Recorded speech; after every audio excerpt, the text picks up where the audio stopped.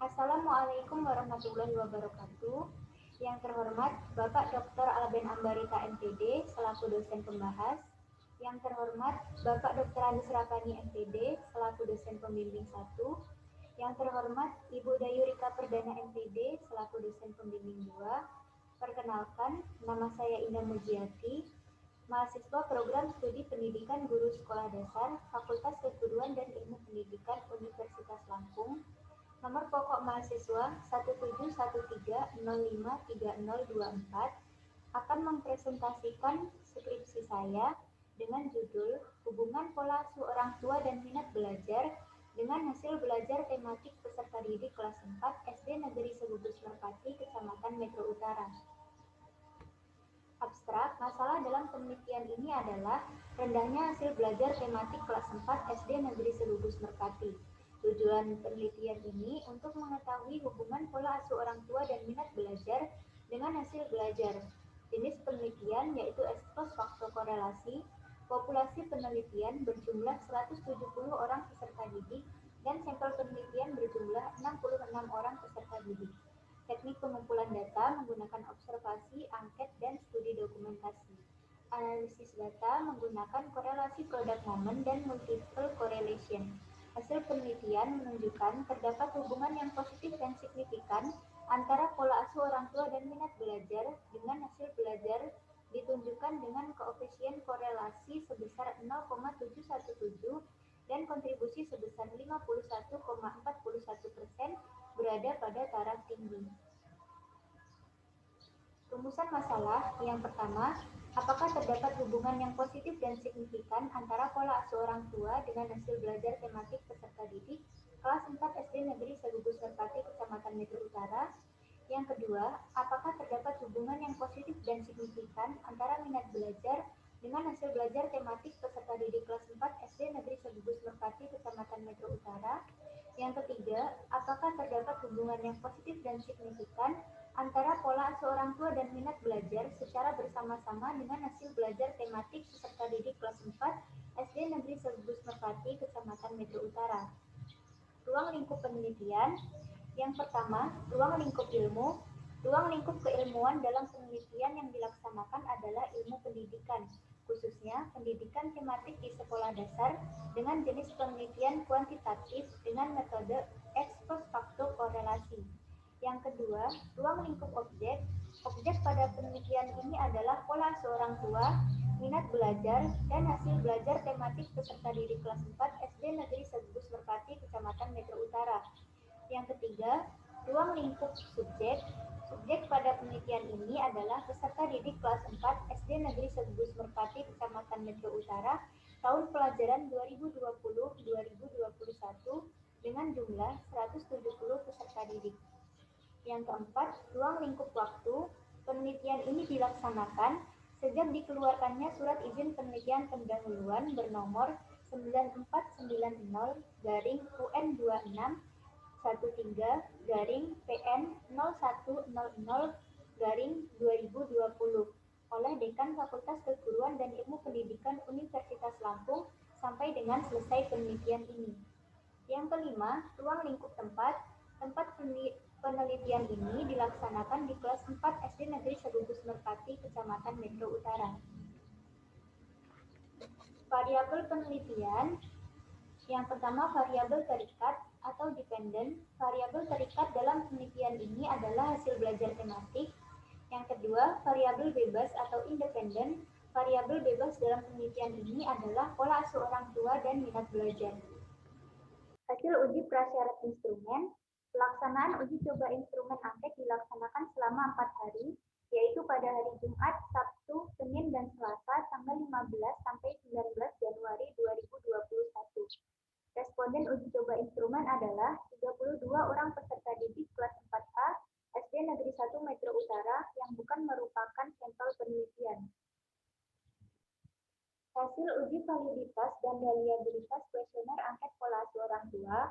Berdasarkan hasil analisis validitas instrumen pola asuh orang tua, terdapat 27 item pernyataan yang valid dari 40 item pernyataan yang diajukan. Hasil uji reliabilitas instrumen didapati bahwa koefisien korelasi atau R11 sebesar 0,908, sedangkan R tabel yaitu sebesar 0,355. Hal ini berarti R11 lebih dari R tabel dengan interpretasi bahwa instrumen reliable. Hasil uji validitas dan reliabilitas kuesioner angket minat belajar.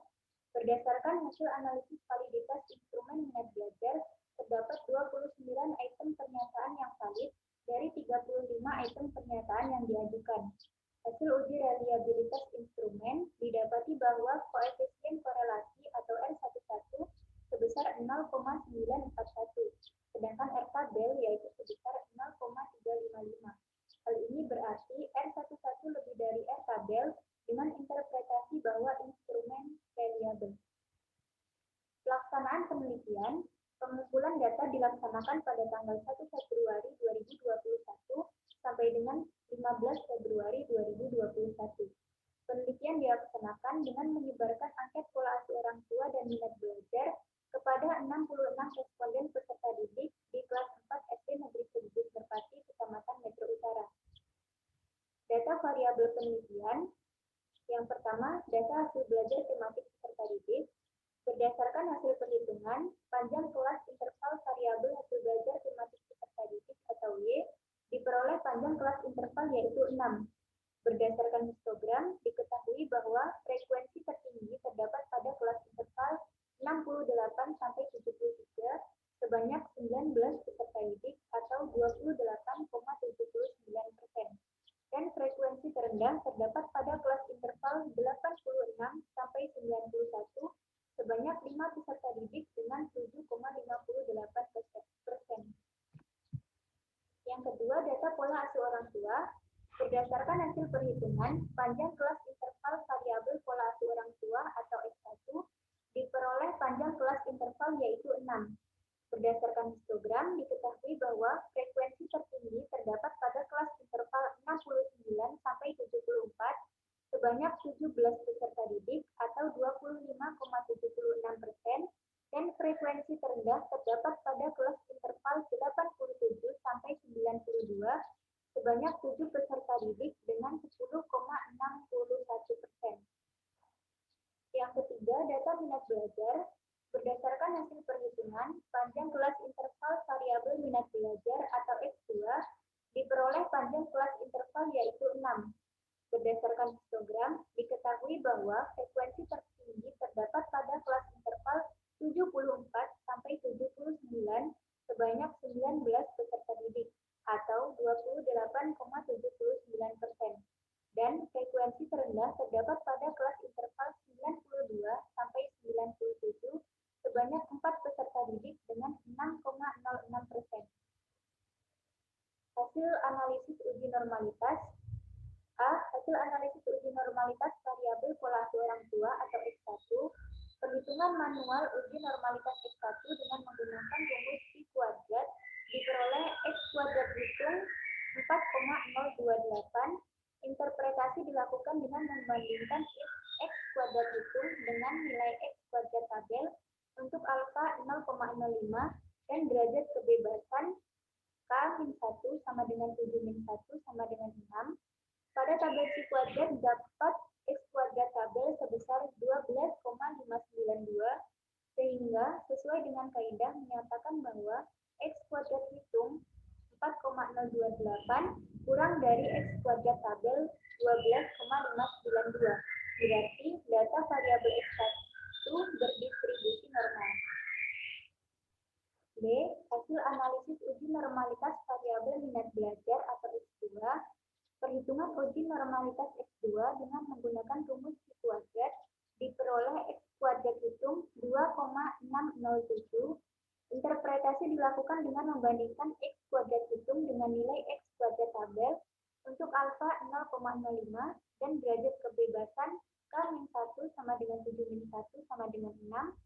Pada tabel Pi kuadrat didapat X kuadrat tabel sebesar 12,592 sehingga sesuai dengan kaidah menyatakan bahwa X kuadrat hitung 2,607 kurang dari X kuadrat tabel 12,592 berarti data variabel X2 berdistribusi normal. C. Hasil analisis uji normalitas variabel hasil belajar tematik atau Y. Perhitungan uji normalitas Y dengan menggunakan rumus Q kuadrat diperoleh X kuadrat hitung 3,124. Interpretasi dilakukan dengan membandingkan X kuadrat hitung dengan nilai X kuadrat tabel untuk alfa sama dengan 0,05 dan derajat kebebasan K-1 sama dengan 7-1 sama dengan 6. Maka dikonsultasikan pada tabel C kuadrat, didapat X kuadrat tabel sebesar 12,592, sehingga sesuai dengan kaidah menyatakan bahwa X kuadrat hitung 3,124 kurang dari X kuadrat tabel 12,592. Berarti data variabel Y berdistribusi normal. Hasil analisis uji linearitas. Hasil uji linearitas X1 dengan Y didapati bahwa X hitung sama dengan 0,12 kurang dari X tabel sama dengan 1,76. Hal ini berarti data berpola linear. Hasil uji linearitas X2 dengan Y didapati bahwa X hitung sama dengan 0,36 kurang dari X tabel sama dengan 1,78. Ini berarti data juga berpola linear. Hal ini sesuai dengan kaidah yang menyatakan bahwa X hitung kurang dari X tabel berarti data berpola linear. Hasil uji hipotesis. A. Pengujian hipotesis pertama. Berdasarkan hasil perhitungan, diperoleh koefisien korelasi antara X1 dengan Y sebesar 0,695 bertanda positif dengan kriteria tinggi. Kontribusi variabel X1 dengan variabel Y sebesar 48,30%. Hal ini berarti hipotesis diterima, terdapat hubungan yang positif dan signifikan antara pola asuh orang tua dengan hasil belajar tematik peserta didik kelas 4 SD Negeri Selubus Merpati, Kecamatan Metro Utara. B. Pengujian hipotesis kedua. Berdasarkan hasil perhitungan, diperoleh koefisien korelasi antara X2 dan Y sebesar 0,641 bertanda positif dengan kriteria tinggi. Kontribusi variabel X2 dengan variabel Y sebesar 41,09%. Hal ini berarti hipotesis diterima, terdapat hubungan yang positif dan signifikan antara minat belajar dengan hasil belajar tematik peserta didik kelas 4 SD Negeri Selubus Merpati, Kecamatan Metro Utara.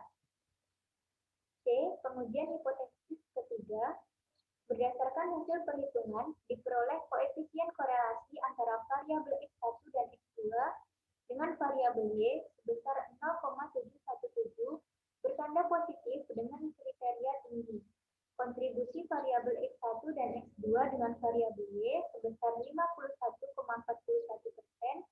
Nilai kebermaknaan atau signifikan X hitung sama dengan 32,125 lebih dari X tabel 3,14 berarti signifikan.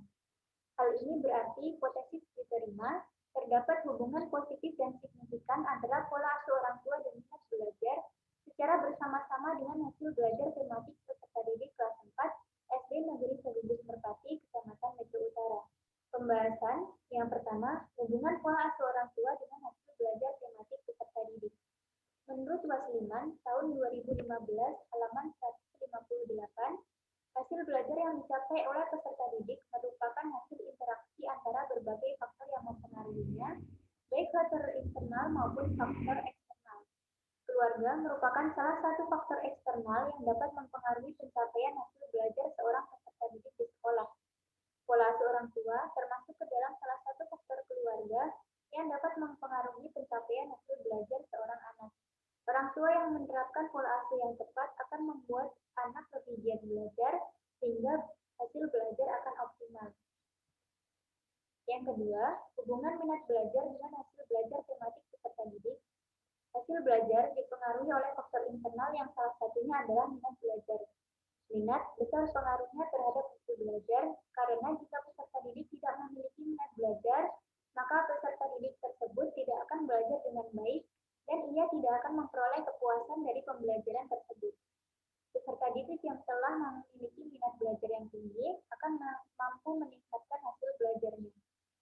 Hal ini sesuai dengan pendapat Susanto tahun 2013 halaman 66 yang menyatakan bahwa minat belajar merupakan faktor yang sangat penting dalam kegiatan belajar peserta didik. Kegiatan belajar yang dilakukan tidak sesuai dengan minat peserta didik akan memungkinkan berpengaruh negatif terhadap peserta didik yang bersangkutan. Yang ketiga, hubungan pola asuh orang tua dan minat belajar dengan hasil belajar tematik peserta didik. Pola asuh orang tua dan minat belajar sangat berpengaruh terhadap hasil belajar peserta didik. Keluarga, terkhusus pola asuh orang tua, menjadi sebuah komponen yang paling penting dalam pembentukan karakteristik peserta didik. Orang tua yang menerapkan pola asuh yang tepat akan membuat anak lebih giat belajar sehingga hasil belajar akan optimal. Begitu pula minat belajar sangat besar pengaruhnya terhadap hasil belajar, karena apabila peserta didik tidak memiliki minat belajar, peserta didik tidak akan belajar dengan baik. Peserta didik akan malas belajar dan tidak akan mendapat kepuasan dari pembelajaran tersebut.